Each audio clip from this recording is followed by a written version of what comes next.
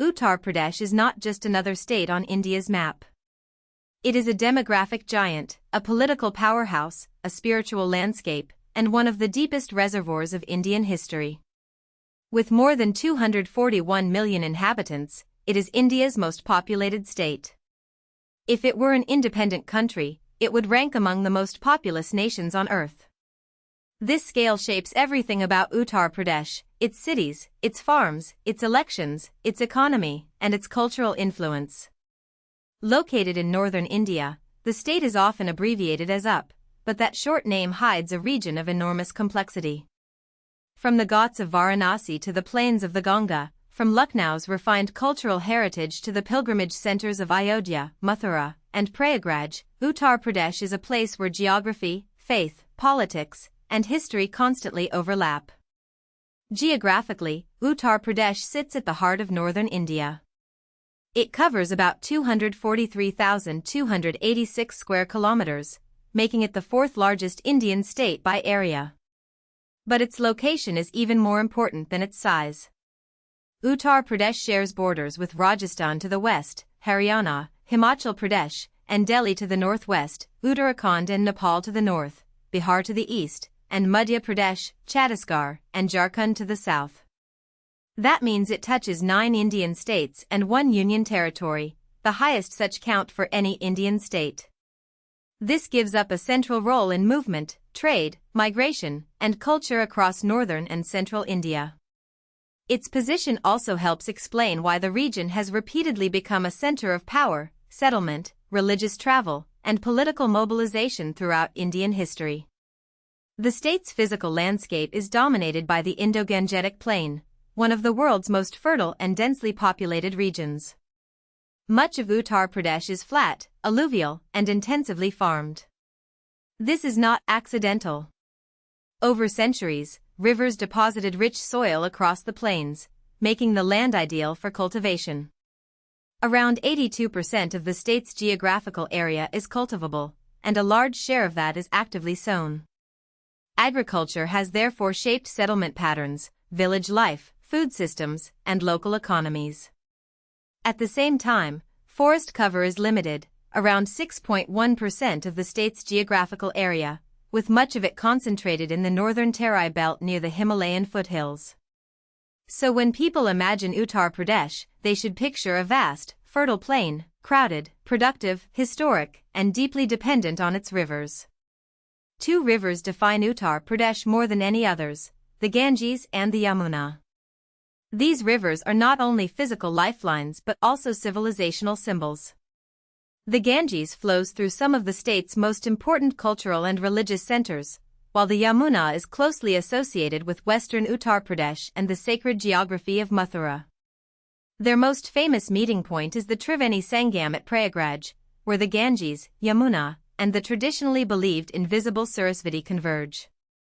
This location is one of Hinduism's great pilgrimage sites and hosts massive religious gatherings. Other rivers, including the Gomti and Sarayu, also carry historical and religious importance. In Uttar Pradesh, rivers are sources of water, agriculture, ritual, memory, and identity. They connect villages and cities, but they also connect the present to ancient traditions. Administratively, Uttar Pradesh is vast and complex. Lucknow is the state capital, known for its political institutions as well as its historic culture of etiquette, cuisine, poetry, and architecture. Prayagraj serves as the judicial capital and is home to the state's high court. The state is divided into 18 divisions and 75 districts, a structure necessary to govern a population larger than many countries. This administrative scale creates major challenges. Delivering education, healthcare, infrastructure, policing, transport, and public welfare across such a large and densely populated state is an enormous task. The population is not evenly distributed, and the needs of a fast-growing city may differ sharply from those of an agrarian district. Understanding Uttar Pradesh means understanding governance at scale, how a state manages diversity, density, poverty, aspiration, and modernization all at once. Uttar Pradesh was formally established in 1950, the year India became a republic. But its political ancestry is older. Before independence, the region was known as the United Provinces, a name created in 1935 after the United Provinces of Agra and Oudh. That earlier unit emerged from British-era administrative formations such as the Northwestern Provinces and Oudh Province. These names may sound technical, but they reveal how colonial rule reorganized older regions for revenue, law, and control.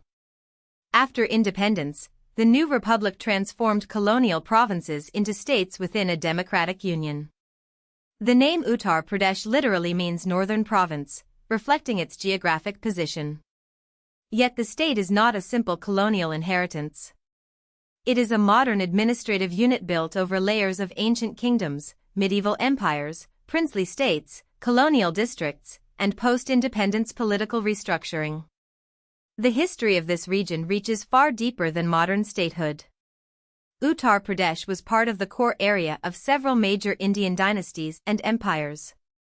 The Mauryas, Guptas, Vardhanas, Paulas, the Delhi Sultanate, and the Mughals all shaped or ruled significant parts of this landscape. These powers left traces in urban centers, religious sites, languages, architecture, and administrative traditions. The Gangetic Plain was attractive because it combined fertile land, dense population, river routes, and strategic access to other regions. Whoever controlled this area often gained influence over northern India more broadly. That is why Uttar Pradesh cannot be understood only as a state formed in the 20th century. It is also a historical stage on which empires rose, religious movements spread, intellectual traditions developed, and cultural forms traveled across the subcontinent. Uttar Pradesh is also a mosaic of cultural regions. In the west are areas such as Braj, closely associated with Krishna traditions, and Rohilkhand, with its own historical and social character. In the center are Awadh, famous for Lucknow's refined culture, and Bundelkhand, a region shared with Madhya Pradesh and known for its rugged landscape and distinct identity. In the east lies Purvanchal, a densely populated region with strong linguistic, cultural, and migration links to Bihar and other parts of India. These regions are not hard borders but cultural continuums.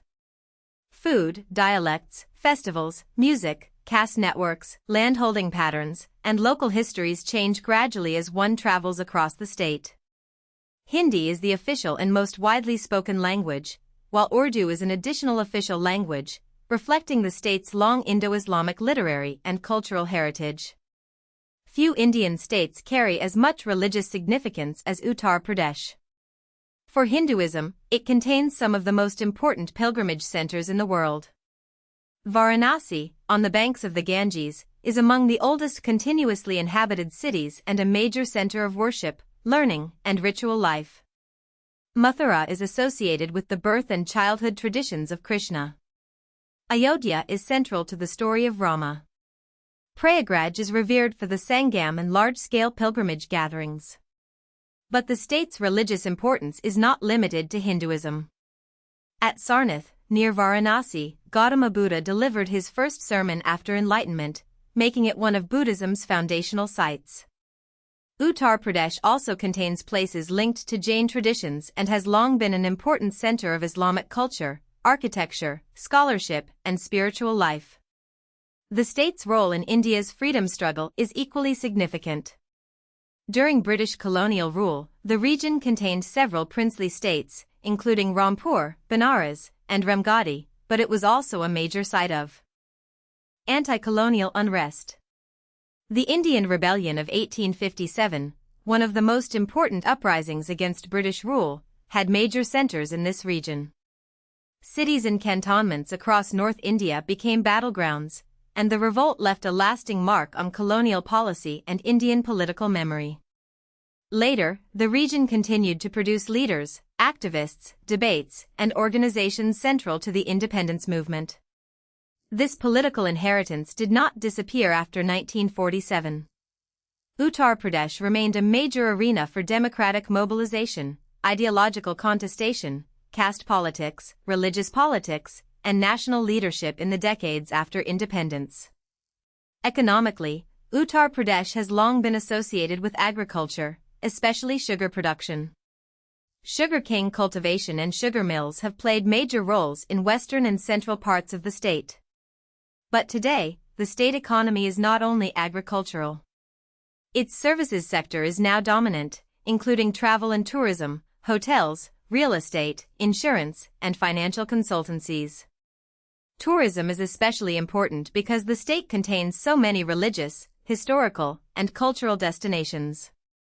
Uttar Pradesh has the third largest state economy in India, with a gross state domestic product estimated at about 39.8 trillion Indian rupees, or roughly $410 billion. Yet its per capita income remains much lower than its total economic size might suggest, because the population is so large. This is the key economic paradox of enormous aggregate output, but immense pressure to create jobs and raise living standards. Uttar Pradesh's political weight is unmatched in India's parliamentary system.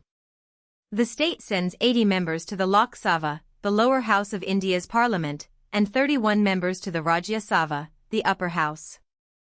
Because national governments depend on parliamentary numbers, success in Uttar Pradesh can dramatically affect the balance of power in New Delhi. This is why political parties treat the state as a central battleground. Its elections are shaped by caste coalitions, religious identities, regional aspirations, development promises, rural concerns, youth employment, and welfare delivery. The state has produced many national political leaders and has often influenced the direction of Indian politics. In practical terms, Uttar Pradesh is not only governed by Indian democracy, it helps decide what Indian democracy looks like at the national level. Uttar Pradesh is difficult to summarize because it contains so many Indias at once. It is rural and urban, ancient and modern, spiritual and political, fertile and overcrowded, culturally rich and developmentally challenged. It contains 3 UNESCO World Heritage Sites, major pilgrimage circuits, historic cities, vast farmlands, dense towns, and some of the most consequential electoral districts in the country. Its rivers nourish crops and carry sacred meaning. Its languages and dialects preserve layered histories. Its economy is large, but its people still face the demanding realities of scale, jobs, infrastructure, education, health, and opportunity. To understand Uttar Pradesh is to understand a central engine of India's civilization and democracy. It is not merely the most populous state. It is one of the places where India's past, present, and future meet most visibly. If you found this helpful, please like this video and subscribe for more explainers.